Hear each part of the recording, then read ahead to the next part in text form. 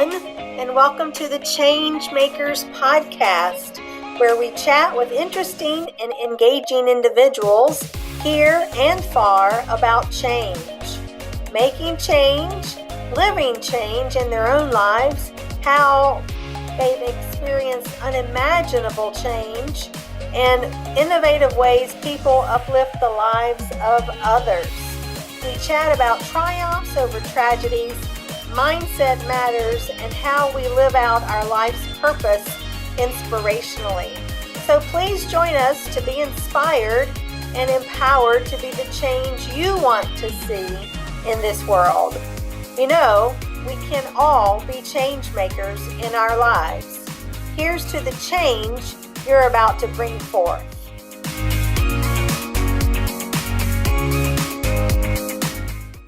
Good afternoon, everyone. This is Kimberly Rice from KLA Marketing Associates for another episode of Secret Sauce Marketing Tastings. This week, we are featuring the none other than the amazing Julie Kratz, hailing from the Midwest as she's CEO of Pivot Point, and we're so excited to have her here today. Welcome, Julie. Thanks so much for having me, Kimberly. So today we're speaking about how women in the workplace can develop a compelling work situation, a winning career game plan to address some of the issues that we know exist that are getting a lot of press around gender inequality, implicit bias, those things that have been in existence for as long as there have been two genders in the workplace, but have never really been called out. This year, in the last, I would say, 12 to 18 months, they've been talked about. They've been all over the news. But as women in the workplace, both Julie and I have experienced them firsthand before we started our own business. So we're going to talk about that in a few minutes, but immediately at the top of our show, I want to give our listeners an opportunity for Julie to talk a little bit about herself, her professional passion, her company Pivot Point, and a few insights into her professional journey. Yeah, thanks for that opportunity. Yeah, like you said, I did the corporate thing for a dozen or so years. So I spent my time, I paid my dues in corporate America, and Pivot Point's the name of my business now. I started that 5 years ago, but I affectionately had, these pivot points, these career shifts in my corporate experience where I tried on a different role. I moved into a different functional area, many different industries, went back to school, got my MBA. So there were kind of all these pivots that I had. The common thread through it, though, really was leadership. I was almost always a people leader at a very early age. Got to learn in the trenches, and I still think that's one of the most challenging jobs I had is managing, a team of 60 people when you're 23 years old. It's like, holy smokes. Oh, my goodness. Yeah. But fast forward to today, and I get to support leaders, and I often say, especially for women, you don't have to learn it the hard way. Here's some tools that really work. And I think we're at a time of a real reckoning in this country. The last 18 months with Me Too and political and social messaging happening, we're having a wake up call of this behavior is not okay, and we need to be more inclusive of women at work. And there's new standards being formed. And we're also at a point where men are getting very uncomfortable.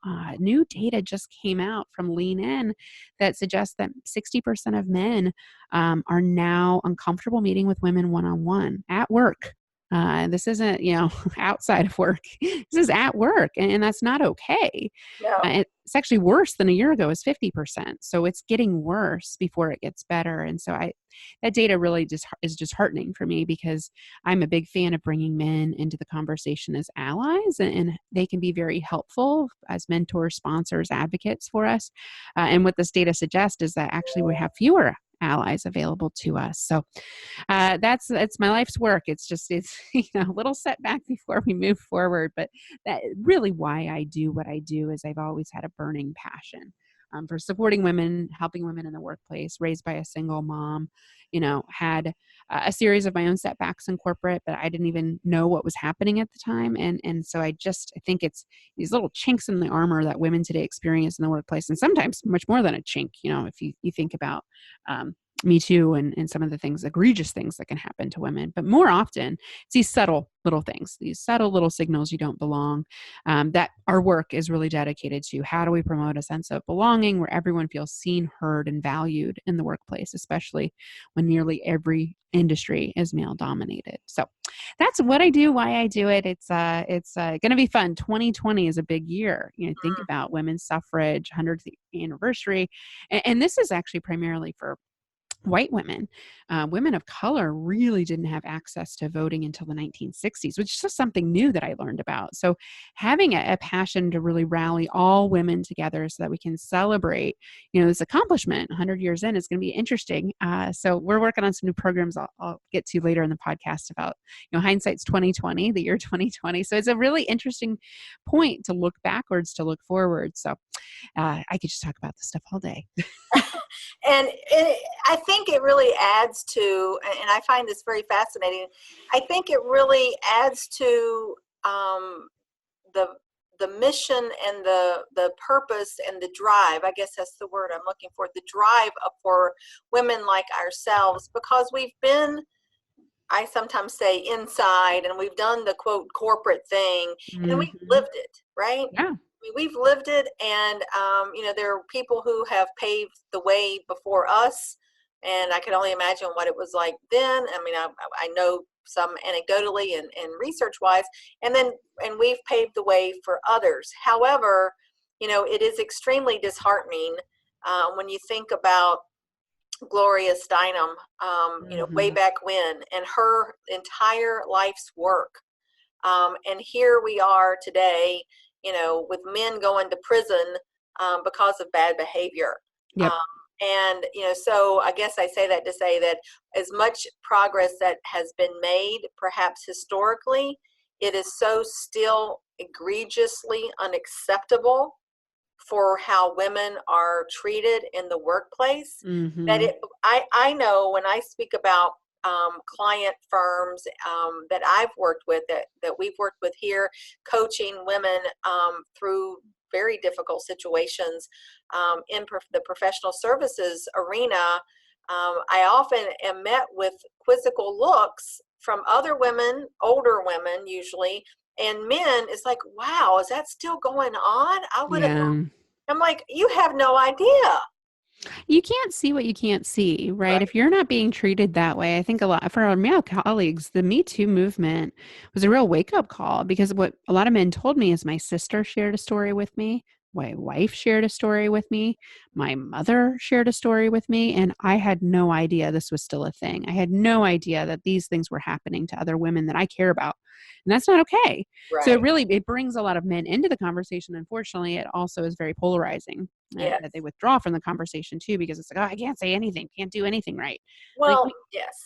And that's one of the, I think, one of the many troubling things that has, been identified is, not every person is Harry Weinstein or right. Anthony Weiner. Right. And I have personally worked with men. There's this one fella in particular that comes to mind every time, a lovely man. He was about 60, solo practitioner in his own law firm.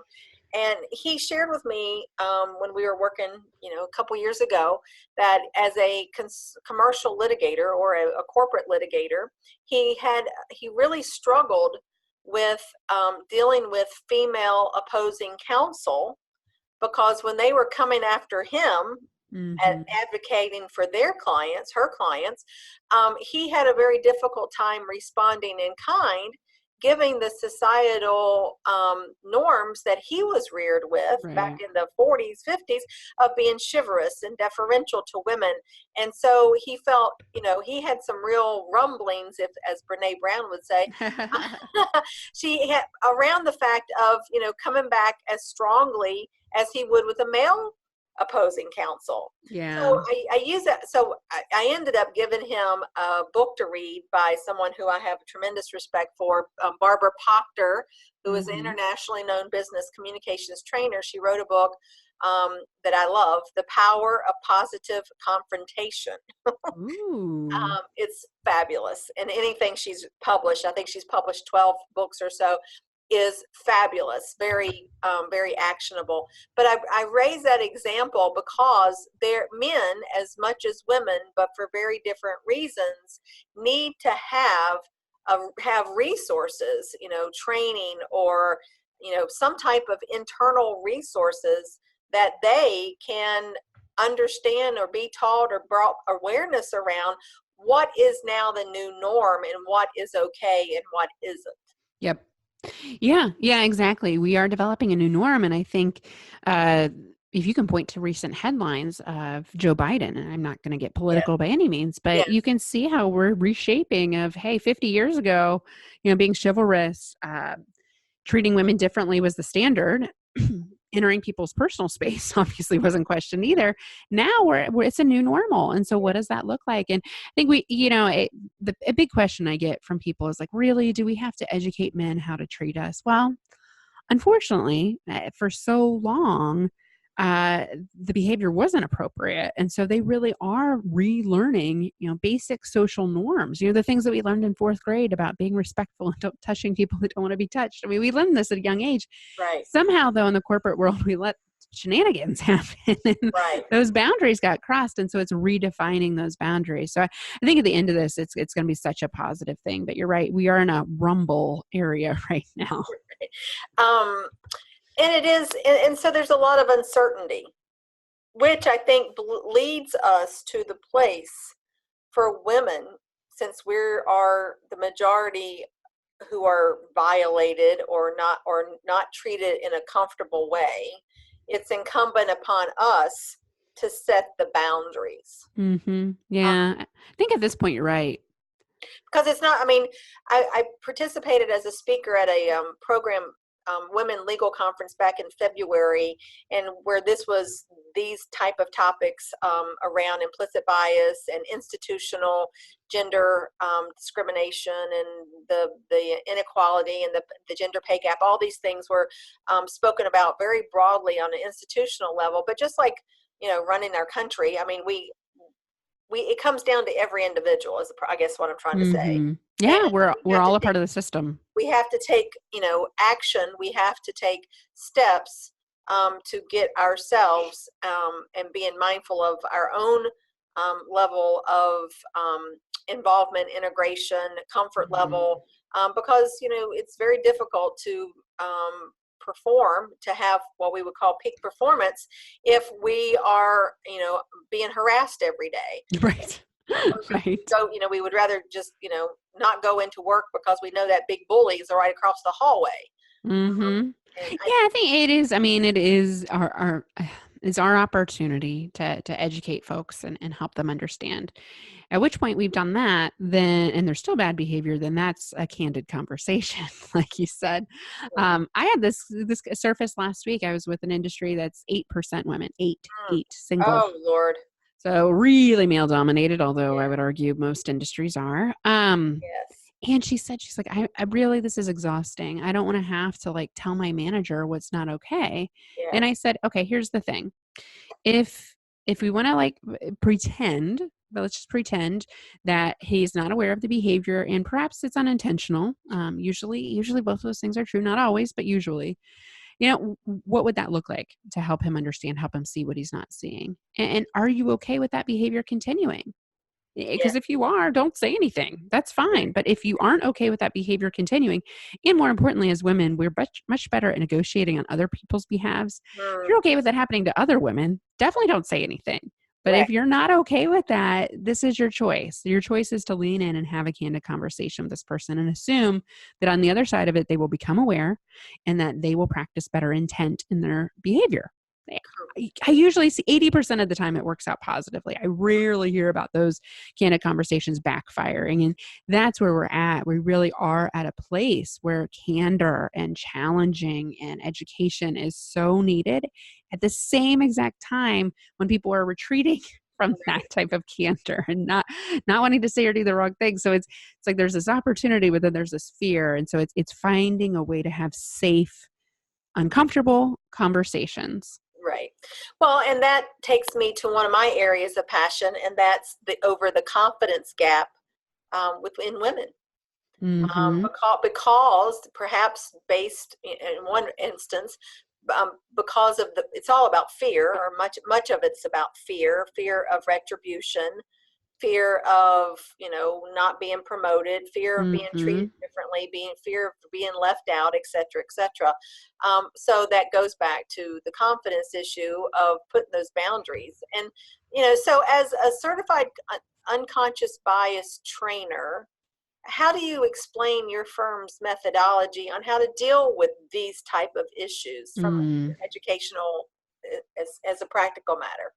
Yeah, I mean, first and foremost, be aware of your bias. The research at Harvard has been around for decades, and what they have found is that everyone that is assessed in their system, and by the way, it's free, so check it out, implicit bias at Harvard. And everyone that's assessed has some level of bias in one of the categories. So the two most popular are the diversity variables we can see, gender, race, or usually see, I should say. We can't always. There's also one on sexual orientation, disabilities, age, and actual overweightness as well. So if you're interested, get aware. Get aware first. I'm as a certified trainer, I've tested or assessed myself in all those areas. It's very eye opening because again, everyone has bias, and sometimes it leans an opposite way than the rest of the population, or sometimes it's very aligned. So as you might suspect, most people have racial bias. Most people associate white with power and black with oppression. For example, I have a slight bias towards that myself. On the gender side, though, mine's flipped from the average population. I actually have associate men with family and women with careers because I spend a lot of time, like you do, with women, professional women. Mm-hmm. And I'm not saying that's right. There's no right or wrong to this. It's just I'm aware, because what Sure. ends up happening, and I notice this showing up for me, I feel very comfortable with professional women. When I'm talking with women that are stay-at-home parents that perhaps do a lot more work in home and not in the corporate setting, my bias kind of shows up, like, really? Like, okay, I want us all to like be at work, and that's not Right. right. That's not right either. And so we all have bias. Being aware of it, step one. And then the second piece I would offer is manage it. So if you have it, just like I just articulated, I do, I need to be managing that and making sure my behavior is not aligned with that bias. So these are interventions that I talk about in our workshops, is diving into, in the moment when I'm thinking this, right before I'm about to say this or do this, check myself. How do I know that's true about that person?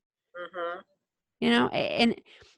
And because of my limitations and how I have surrounded myself with people that look like me, that think like me, just like we all do, that is going to show up in settings where things are different. So in different culturally diverse settings, for example, when I'm with the majority of people of color, even women of color, sometimes I feel like, oh, I'm different here, right?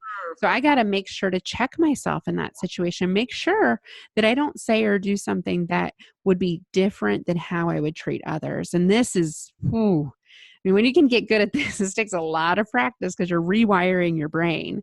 Our brains are wired for pattern recognition and assumptions. If you say don't make assumptions, you probably already made an assumption before you finish saying that. So it's just how we work. And I think that's so freeing for people, like, whew, okay, I don't have to be perfect. No, there is no perfect ally. There is no perfect champion of diversity in the workplace. We're all going to step out of bounds and do something wrong. It's not perfect all the time. But it's recognizing it and sometimes stopping yourself right before you're going to do it, and really being hyper aware of it. And then it actually becomes much more fluid and natural. So I find myself having to do the interventions much less often now. But I was certified over a year ago, and that has been a journey. I'm sure. I'm sure you, but for those individuals, just your typical Jane Doe who's going into work, she's been promoted up through the ranks. She may have management responsibilities. I mean, most people don't have training. Mm-hmm. You tell me, most organizations Yep. don't have training, right? Well, I mean, especially in diversity and inclusion. I mean, you're lucky enough if you get some leadership training thrown at you. But usually, diversity and inclusion, I think we're sitting at, oh, what is it, 20% of organizations are doing training. And the most popular one is unconscious bias, which always cracks me up. It's like, really? That's the place you're going to choose to start, tell people that they're biased? Right, Might want to like start somewhere, build some trust and comfort around the issue before we go there. right. That's it, because I'm sure it's a very, very uncomfortable place to start. Well, it's a hot topic. People Yeah. like, I get this. It's a hot topic. We want to be providing those tools for our managers, and we want to eliminate hiring bias so we can recruit diverse talent. That's a big one right now. Well, okay, so you're going to tell them they're biased when they're trying to hire diverse people. So they're probably going to go in thinking, I have to hire diverse people to show them I'm not biased. Then what happens when they come to work? Right. Are Oh, they going to want to stay? right. They kind of, well, I've seen that they, when I was in house at corporate and mostly law firms, it was predictable that the good ones always left. Yeah. They left because they understood, that maybe they, obviously just like getting married, you really don't know someone to, or, get together until hmm you live with somebody on a day-to-day basis. But, Yeah. same thing with corporate marriages.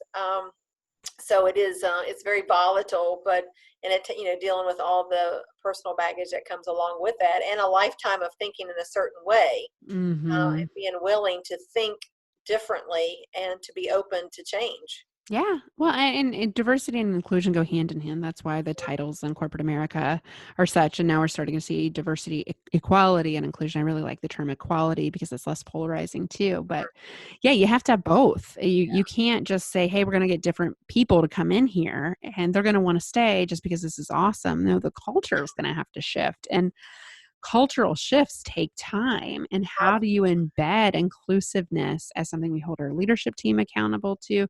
We know the behaviors that are acceptable here and not acceptable here. I mean, that's when you have to get really super specific with what good looks like so that people can, again, relearn these Right, new norms. right. That's a heavy lift. That's a heavy lift, but required nonetheless. So one of the things, Julie, that really fascinates me about your background and the work that you've done, of the two books that you've published, and my hat goes off to you on that one. I published one about a year and a half ago, and so I personally lived the hell that is to bringing it all together. I mean, I love to talk. If it was only about writing, that'd be one thing, but so many other things that are incorporated into publishing a book. But the one title that really is fascinating to me, interestingly enough, is entitled One, How Male Allies Support Women for Gender Equality, that you include men in the conversation. I would love to understand more about your philosophy in doing so. Yeah. Yeah. I mean, I, like you, was speaking at a lot of women's conferences and doing a lot of women's speaking inside organizations. And a couple years ago, I started to see men coming into the conversation. Mhm. And they were there before. They started to really show up in a way that I hadn't seen before. And I was like, hey, this is a women's conference. What are you doing here? Hey, you know that you're different than everybody else, right? And I'm joking. I didn't really say it that way, but I was curious. And so I Sure. would just ask him, like, what's going on? Like, why, what do you think about this? And I started getting all these amazing stories from these men saying, I've been personally affected by this. I don't think it's right what's going on right now. I have to be a part of the solution. I have a daughter, and that's kind of a sticky one for a lot of women. Like, really, you have a daughter, so now you care. But I think it's a place to meet a man where he's at in the journey. Mhm. Research shows your firstborn's a daughter, you're 50% more likely to support gender equality. Like, I don't care what your reason is, as long as you're here and you're supportive, like bring it on. Right. Um, so I'm not here to qualify allies. Anyone can be an ally. It's a choice, and it's a choice every day. And so that really began my curiosity for interviewing, kind of coming up with some key themes of what does it take to be an ally? How do we engage men as allies from a female perspective? So that's why we wrote the book. It really was where the conversation was starting to go a couple years ago. And now, I mean, it was just on one of the morning shows this week, men as allies. Like, wow, it's so cool that that's where we're at, Yes, you wonderful. know? And I'm so thankful I had the foresight to see it, because I didn't know what to call these men. I was calling them man champions, which just, I know it was bad. I always joke like, I know it was bad, but I didn't know what to call them. And Sure. so allies, I think is a good signal, side by side. No Mhm. one has power over anybody. Like, we truly are in it together. And so that fast forward to now, our work is leading like an ally. So what does it mean to be an inclusive leader, male or female? Like, what are the behaviors you can take on across the gender spectrum, to really engage diverse talent and make sure that women's voices are heard, that women are seen inside organizations? There are little strikes, like these biases that happen in the workplace, that tend to happen more so to women. And I think raising awareness to men of like, oh, that's a thing. I thought we were over this. Okay, it's a thing. So, okay, I can do something about it. So equipping them with the tools, teaching them how to be an ally. And it is a daily journey. And so that's where I think the conversation's going, is like, great, there's awareness. Maybe I want to lean in, don't know how.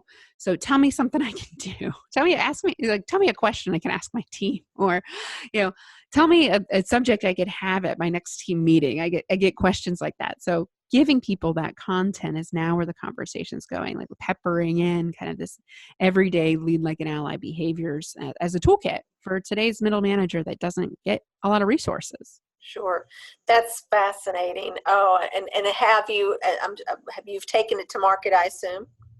So it is in book form right now. So we are finalizing the manuscript. It will be on bookshelves by the end of the year. So Oh, we that's have a great. publisher that's committed to getting it out for the holidays. So I'm excited. Again, 2020, right? Yeah. 2020 Yeah. is such an important year for women. And I think just to celebrate inclusively across all aspects of diversity of, hey, this is a significant accomplishment. What have we learned? Where's the conversation going? And how can we speed it up a little bit in the future? Right. Right. Well, I think about all the organizations that don't have the training, and they're so stuck in the status quo, which is not Hmm. really status quo. I you know, know. in my world, in professional services, if you're not moving forward, you're moving backwards. There is no status quo. Yep. Whether or not you choose to believe that and you want to take your head out of the sand is a whole different question. Hmm. But I and being a as you are, as a trainer, a leader, leadership trainer, and business development trainer, and seeing how so many firms are resistant to change from a Hmm. corporate culture, um, Yep. I can only imagine. It doesn't seem to me that that it's needed. Every organization needs it. Where the buy-in will come in will be an interesting point of entry, I think. Yeah, and people ask me, probably another one of the most common questions I get is, what organizations are getting this right? Mm, To your point, the change is hard. Cultural barriers take time to remove. And I just have so few examples. yeah. People tell me ones, and I've seen rumblings of ones. Salesforce here in the Midwest is headquartered in San Francisco. Great example of, they're saying the right things, but are they really mirroring that with their leadership team positions? They still got some work to do. Another one, Accenture, gets a lot of credit for diversity and inclusion. And when I've talked to folks there, oddly enough, they're like, oh, this is just normal. There's this almost like we've arrived here. And so we have an embedded culture that I can't even describe why Wow. it's different, Yeah. because people want to work here so they don't leave. And so they just take that culture to be normal. And that's the rub. I think that's really what's hard to make cultural shift happen where it really needs to. The culture is so drastically different that it's like you can't just flip a switch. Right. And then the ones that are getting it are so embedded, which is great. That shows you've gotten there, that they don't even know how to teach other cultures to do it. So this is where it's kind of having that unbiased lens as a speaker, trainer, and facilitator to help put, kind of be the Wizard of Oz and kind of figure Pull out it what's back. going on behind. Yeah. And it And takes courage. It takes yep. institutional courage Yep. to Yep. start down this road. Yeah. Because in the work that we've done with many, many firms in the areas around business and professional development, it's never an isolated issue. Hmm. In our world, and this is not culture. Well, it is culture. It's not around gender equality and diversity inclusion, but around the business development, it goes right to the heart of the compensation system. Mm-hmm. Yep. And it probably doesn't get any harder than that. Well, and if you, and that's where Salesforce took it, right? Yeah. Pay equality gap and solving that. And they have to continuously audit and continue to find things. So that's a systemic problem that I would argue bias is the root cause of that. So they haven't eliminated the bias. Therefore, they still have a systemic problem. Right. The same goes for many other parts of the employee experience. The one attribute I would point to, especially for women, what we know to be true, especially for women of color, is promotions. Yes. Measure who's getting promoted in your organization. Those are the behaviors that are being rewarded. Those are the types of people that we're signaling to everyone else, be like them. Yeah. And guess what? It is usually straight Caucasian males. And if you're measuring it and you're bold enough and have courage, like you said, to be transparent about that data and to share it with your leaders and have them share it with their teams, things change pretty quickly. I mean, if you're floating around an 80% number, which by the way is pretty common, that's pretty glaringly obvious that things aren't equal here. Right. And, you can say we have a meritocracy, they worked harder. No, it's bias. And I'm not saying that, there's different performances, but I have yet to see performance data on people of color or women don't work as hard. Like that. Oh, for goodness sake. Yeah. It doesn't exist, that data. So that's not happening all the time if you're floating at a high number like that. That high number, of course. So I would want to know from your unique perspective, what are a few practical steps that women can take to effectively navigate some of these biases in the workplace? Because we know that they're there. They've always been there. We talked about earlier about the boundaries, but there are plenty of women in the workplace, unlike you and I, who just accept this is just the way it is. Yep. Oh yeah, I hear that every day. Oh, you don't understand, Julie. You don't work here every day. Yep. It'll just go back to normal tomorrow. Yep. That kind of complacency, I think we run into that a lot, my corporate clients especially, and that's why I'm getting away from this one-time training stuff. You really have to have a series of intentional events to really get to the root cause of what it takes to change. But I would say for a woman leader that's listening today, any woman, in fact, have a plan. Have a game plan. So the very first body of work that we uncovered is that women with a plan win, 80% higher success rate associated with having a plan versus not. Your male counterparts are much more likely to have a plan, meaning goals, meaning here's what job I want next, and asking for that job.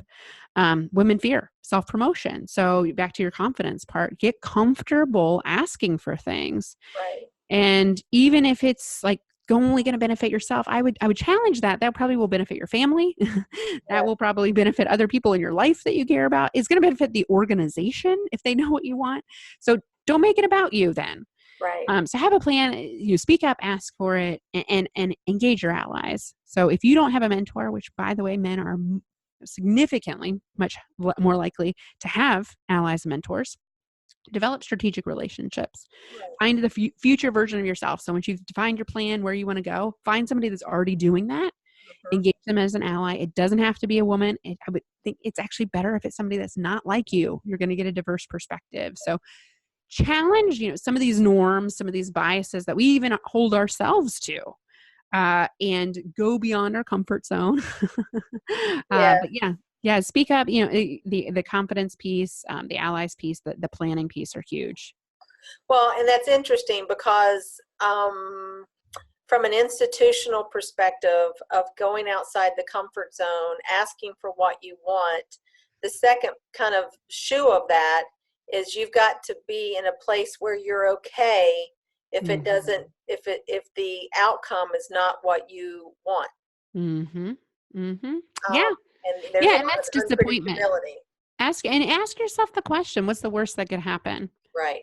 Men are like, well, what's the worst that could happen? I'm just going to ask for it. And they like no hard feelings. Like 2 minutes later, they're fine. Women, we're ruminating. Oh gosh, they don't like me.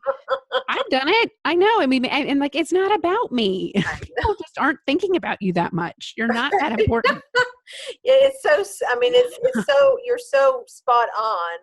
And I say when women not like you and I, because, I think the first 3 years I was out of college and working in professional jobs, or maybe the first 5 years working in professional positions, I was laid off 3 times, Mm. and none of which were performance based. And I just recently heard, I don't remember who said this, but somebody, I don't know if it was Steve Jobs, somebody said, as a young person, um, don't be afraid to get laid off, get it done as quickly as possible. So you can get over what's the worst thing that can happen, right? Yeah, fail fast, learn from it. Yeah, and then the whole what's the worst could happen? Like, remember that time? That was pretty bad. It's not going to be that bad this time. Right. And so I was 6 months into my first position out of college, and I was laid off. Ugh. Actually, they actually eliminated the position, which was a whole nother story into itself. But 6 months, I was like 23 years old, and and so it kind of toughened me up Yep. for the next two that were to come, were to come. Yeah. But hey, you survive. There's skills. There's if you pay attention, there's a lot that you can learn from failing Hmm. fast and furious. And so now Yeah. I can't really fire myself. I can, but I choose Protect not yourself to. from that. Yeah, I agree. I had lots of pivot points in my career. Some I wanted, some I didn't. And I have to say, I think those helped me. They helped me be more resilient, Yes, less risk averse. yes. Women tend to fear risk more so than our male counterparts. That's why we balance each other out.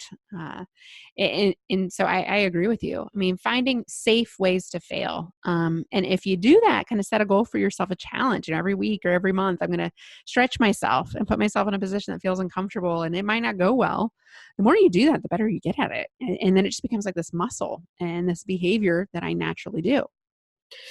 And that is, just like anything else, I have on my vision board, everything we want's on the other side of fear. Yep. So if one by one we eliminate those fears, I mean, like you say, find a safe place to fail, then there's a lot of growth that can come from that. Yeah. Yeah. I love that. I love that mantra because it is fear. We're in our own Oh way. gosh, I mean, I just published an article. I guess it was, I think I was at the end of the year, the beginning of the year, is entitled "Fearless and Free." Mhm. Because when I started doing a personal examination of what am I afraid of, and I really can't say anything that I'm afraid of anymore. That's right. Now, of course, I mean, I'm not 23 or 43, but I mean, so there's some life experience there, but it's a very liberating place to be. Yeah. So Oh, yeah. I would want for my stepchildren. I have a stepdaughter who's just beginning her legal career, Mhm. and other young people not to have to go the same path and until they're in midlife to be fearless and free And then because you realize, like, I had this power all along. well that's the good witch Glinda. You had this power all along, Right, you just right, didn't know it, which is right. one of my driving passions, Mhm. of showing empowering women to show that they have the power. Yep. If you just if you know where to look for it internally. So let me ask you, speaking to the disruption that we spoke about earlier happening across industries as gender and racial diversity are taking a foothold, how is it that this should represent some eye-opening mindsets to the bottom line across all business sectors? Yeah, I mean, the best research on this is from McKinsey and Company. They do an annual Women Matter report and diversity reports, and they continuously find a much higher profitability rate Mm, associated with diversity at the top of your organization compared to your industry peers. So it is an apples to apples comparison. The latest one was 21% higher with women. With male counterparts at the top doesn't mean all women means sure. equal. um, and so I think that kind of overcomes the zero sum game. When we're working together, there's more seats at the table. It's not about a male seat versus a female seat. And then, Harvard continuously publishes data on the behaviors of inclusive teams and diverse teams, better ideas, better decisions, better profits, better business results. There's a huge correlation between all of those things. So there's a business case. The sad thing is we've known about this business case for quite some time. This data has been available and it hasn't compelled real change. So I'm a firm believer you got to have the data to back it up, but more importantly, you have to have the human case for it. This is what's right for humans, and people inside the organization need to hear from leadership, all leaders, why this is important for the organization. We all have to be singing from the same song sheet, and it has to be genuine, it has to be real. So powerful. And it's like there's just this gap. I mean, it's this Hmm. gap of kind of the haves and the have-nots of understanding and the level of awareness Yep. of how it's impacting, positively or adversely to the bottom line. I agree with you. I agree. And it's hard to unsee your own privilege, right? I've got privilege in Yes, certain areas. I have a lack of privilege in others. yes, And for white males in our country, they've had privilege for a long time. And this doesn't mean they have to get rid of it. No, it's not their fault that they have it, but you do need to be aware of it. exactly, exactly. Oh, that is just so fascinating. Thank you for bringing your expertise on that. It's just really very chilling to hear from you about your field's experience and your research and where we are, and really the imperative that it's changing, right? Whether you get on the Hmm. train or not, it's changing. Yep. Yep. It might leave the station without you. Get on Right. board. Get on board. Because I think, what is it, by 2040 Caucasians will now be a minority. Yep. Yeah, Yeah, from a racial diversity, there's a burning platform, and companies are really slow to jump on. Your customer base is changing. If you don't resemble your customers internally, you're going to have problems. yeah, That's a huge issue. From a yes, gender perspective, I mean, we're more than half the population, right. 45% of the workforce, Oh, and most of the consumer base, right? 80% of most buying decisions are made by women. So again, you're not reflecting your customers if you look right. different. So there's going to become a time when I think companies become the haves and have nots based on this Yeah, inaction or action. exactly. Well, this is all very fascinating. So I ask all of our guests this one question because to me it's just a very fun question. If you could give your younger self one piece of professional advice, knowing now all that you know, Hmm. what do you think that would be? Oh, I mean, back to what I said, have a plan, ask Yeah, for it, engage allies. I was fortunate to have some mentors early in my career, but I certainly didn't speak up and ask for things that I should have asked for.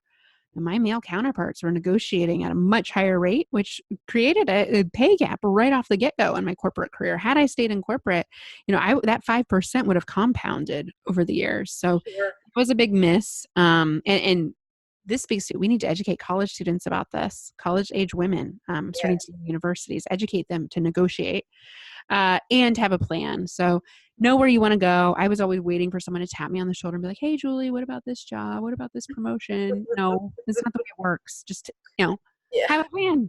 I want to go into marketing, and I would like to be there next year. Is that doable? Yes. No. Okay. Help me. right, right. Well, So. I always say I say this to mostly the younger folks that I work with in coaching and training situations is that um, number one, no one's ever going to offer you anything. You have to ask. If the answer is no, it's usually not no, but not now. And if it is no, then they're doing you a favor of letting Mhm. you know what that reality is for that situation. And then you can make an informed decision based on that, whether you're going to Mhm. go out and up or you're going to retool your school skill set and do something differently. But having a plan, having a vision, and not just drifting along like too many people do, particularly women, because they don't realize that they have options. Yeah, I agree. I agree. And we're kind of gender socialized that way. I mean, the root cause of this is how we raise boys and girls in this country, Yes. to please others, to not speak up, to not rock the boat. These types of things we just don't tell boys. And so when you enter a workforce that's male dominated with male behavior, then you have to relearn gender norms. It becomes problematic. Very problematic. So this has been an extremely fascinating and uplifting conversation that we've had today, Julia. So appreciate you joining us here on Secret Sauce Marketing Tastings podcast. And I want to give our listeners an opportunity to connect with you. And so what is the easiest direct path of that connection? Yeah, well, we're just relaunched our website, nextpivotpoint.com. I'd love for you to go there. There is a plethora of resources. There's a resources page that has our podcasts. You can subscribe and download them there. Blogs, videos, workbooks, you name it. We've got everything there. So check it out, nextpivotpoint.com. And that's actually our social handle as well. So we're on Instagram, Twitter, Facebook, and LinkedIn. I post daily on LinkedIn. So check us out Julie Kratz, Kratz. So follow me there, and you can engage and kind of get a flavor for this message and be in the know on a daily basis, because we need to small education steps along this way. It's a journey, not a destination. Well, gosh, a woman after my own heart, a journey versus a destination. I probably say that 10 times a day, because it is. I mean, these are huge issues and they're not going to be solved overnight. But we as individuals, as individual women in the workplace, women professionals, and women, period, we have choices, and we all need to uplift and empower one another wherever we are in our station in life. And so, I thank you so much for joining us on the Secret Sauce Marketing Tastings podcast, and this relates to marketing as far as creating a more profitable, prosperous business by addressing all these issues. So there is a lot of tie-in there, and so thank you, audience and listeners, for joining us again. You can certainly listen and find more of our podcast on Apple, iTunes, of course, klamarketing.com for all types of resources, videos, blog posts, podcasts, additional episodes. We want to be that resource for uplifting and empowering men and women, and in your professional and business development endeavors. And so thank you again, Julie, and we look forward to engaging in again sometime in the future. Thanks for having me. Take care.